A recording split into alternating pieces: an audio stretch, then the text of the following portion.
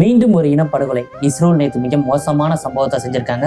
சுமார் 40க்கும் மேற்பட்டவர் பார்த்தீங்க அப்படின்னா உயிரிழந்திருக்காங்க. 200க்கும் மேலே பார்த்தீங்க அப்படின்னா படுகாயம் அடைஞ்சிருக்காங்க. ஏகப்பட்ட பொருள் சேதாரம். ஆனால் இவங்க 2 பேருக்குள்ள நடந்த போர் சுமார் கிட்டத்தட்ட 1 இயருக்கு மேலே ஆக போகுது. இந்த போர்னால மட்டுமே 50,000க்கும் மேற்பட்டவர் பார்த்தீங்க அப்படின்னா உயிரிழந்திருக்காங்க. இது வரைக்கும் ஒரு கணக்கெடுப்பே சொல்லப்படுது. அதை விட பொருள் சேதாரமும் ரொம்ப ரொம்ப அதிகம். ஆனால் நேற்று நடந்தது பார்த்தீங்க அப்படின்னா மிக மோசமான சம்பவம், ஏவுகணை அட்டாக். இந்த அட்டாக் மூலியமா அவங்களோட பாப்புலேஷன் ரொம்ப ரொம்ப குறைஞ்சிக்கிட்டே வருது. அவங்களோட டோட்டல் பாப்புலேஷனே பார்த்தீங்க அப்படின்னா 2.2 மில்லியன்ஸ் தான். அதுலேயே 50K வரைக்கும் குறைஞ்சிட்டாங்க. ஆனால் இப்போ அந்த மக்களுக்கு பார்த்தீங்க அப்படின்னா இடம்பெயர வேண்டிய சூழ்நிலை கூட வந்துடலாம். பல நாடுகள் அவங்களுக்கு ஆதரவு தெரிவித்து உள்ள அனுமதிச்சாலும் இன்னொரு நாட்டு அகதியாக தான் அவங்க மாறுவாங்களே வழிய சொந்த நாட்டில் அழிவை கண்டுகிட்டு இருக்காங்க. இதை நிறைய பெரிய மீடியாக்கள் பேசுறதை விட சின்ன சின்ன யூடியூப் சேனல்கள் தொடர்ந்து இதை பற்றி பேசுறாங்க.